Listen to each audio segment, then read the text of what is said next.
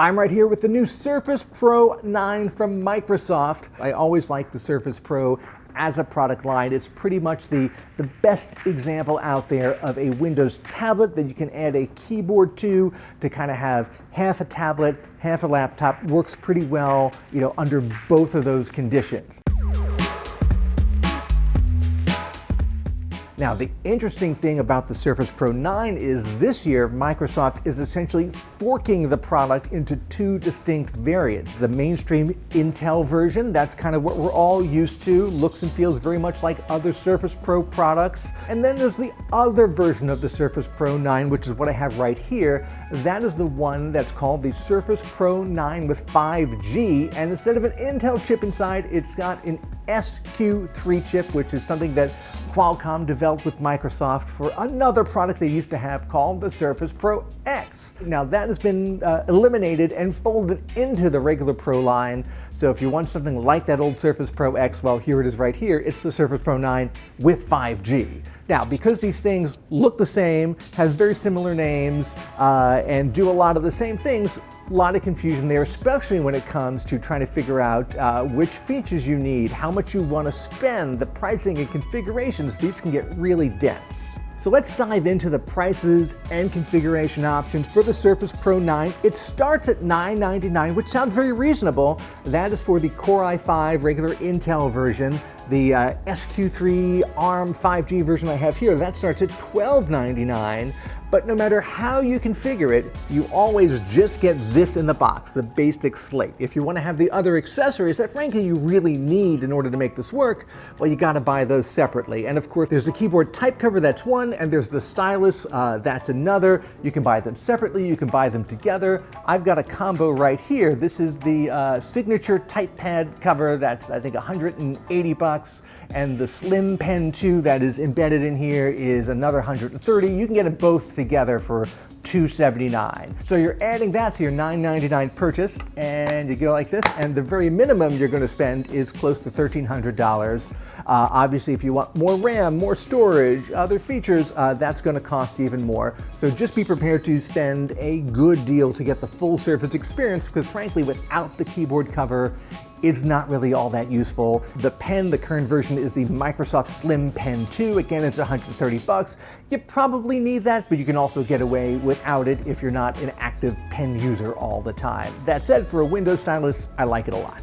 One thing I really like about the Surface Pro line that you get with any model, no extra purchase needed, although I'm sure if they could find a way to charge you extra for it, they would. It's the kickstand that's built into the back. It goes like this, it folds out to about 150 degrees, it's nice and stiff, wherever you put it, it stays. Great for adjusting this to different angles on the table. Doesn't make it especially lap friendly, I'm not gonna lie. You go like this, it's not quite laptop-like, you have to really balance it on your knees. That said, I've been able to do it. Some people say it's not lappable at all. I disagree with that. You just have to be a little careful and kind of, adjust on the fly as you're sitting. Now, the real question you're probably asking is, which version of the Surface Pro 9 do I need? Do I need the traditional Intel version, or do I need this ARM version with the SQ3 that does 5G?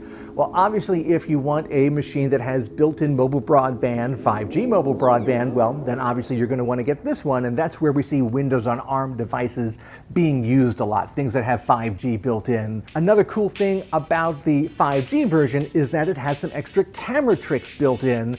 There's a neural processing unit that's part of the SQ3 chip that lets you do some things that you can do on iPads and on some Macs, like a camera that will follow you around in the space. It kind of automatically zooms and pans when you move around. It's got some smart blurring that looks better than the default blur in the background that happens when you're doing a zoom video. Looks much more like you're actually shooting it with a real camera and just have a soft focus in the background. It also has the thing where if you're looking away, it'll make your eyes look like they're pointing at the camera, so like you're always paying attention to the video call you're on, even when your mind wanders. But I always find it kind of creepy, so frankly, just don't use that. Now, a reason why you would not want the 5G ARM version is because there are still some compatibility issues with Windows on ARM and a lot of the apps that people like to use. The Surface line is pitched in part at least at Creative Types, and there's a native ARM version of Photoshop, of Lightroom, but there are not native ARM versions of things like Illustrator and Premiere. So So if you do a lot with those kind of apps, you're probably more likely going to be on the Intel side, and there's probably a performance boost to be found there as well. Another reason you might want to choose the Intel version is you might get better performance out of it. That said, when we tested this, I've got the ARM version, the SQ3 version. I don't have the Intel version of the Surface Pro 9 right now, but I have an Intel version of last year's Surface Pro 8, which again is very identical in so many ways. And I actually found in a lot of our benchmarks, the SQ3 here did just about as well as the Core i7 we had in last year's Surface Pro 8. Now that said, the Surface Pro 9 is going to have a newer 12th generation Core i series chip, so you could definitely get some better performance out of that. However, Microsoft says that battery life is going to be better on the ARM version. They say up to 19 and a half hours, something like that. We haven't finished running battery tests on it yet. And on the Intel version, maybe more like 15 hours. So there's some reasons for the Intel version, there's some reasons for the ARM version. We don't quite have the perfect mix of the two of them yet. Maybe someday we'll get all these features together just in one single system. Another thing you're not going to do a ton of on the 5G version of this is gaming. I called up the Microsoft Xbox app and it would only let me do cloud gaming. It wouldn't even let me play any of the games natively. I installed Steam and was able to get some basic games running here on the 5G version of this, but obviously this is not a gaming machine. Who is the Surface Pro for? Or if you're already a Surface Pro user, at what point do you upgrade? This is so similar to last year's Surface Pro 8, especially the Intel version for the Intel version, that if you've got anything recent in the Surface line, I don't see a big need to upgrade. If you have an older Surface or you're just looking to get into Windows tablets, well then this is still the premier example of that style of computer. I would be tempted to go with the ARM version for the better battery life and the 5G connectivity. At the same time, I also might go with the Intel version for greater app compatibility and more power and just a more traditional, Windows on Intel experience. So if you want to read my full Surface Pro 9 review, check out all our performance charts. You're going to find the link right down below. Now, my last caveat to you is you might be saying, oh, I've been a Surface user for years. I only have to buy the new tablet. I can take my old keyboard and just use it with the new Surface like that and save myself $170.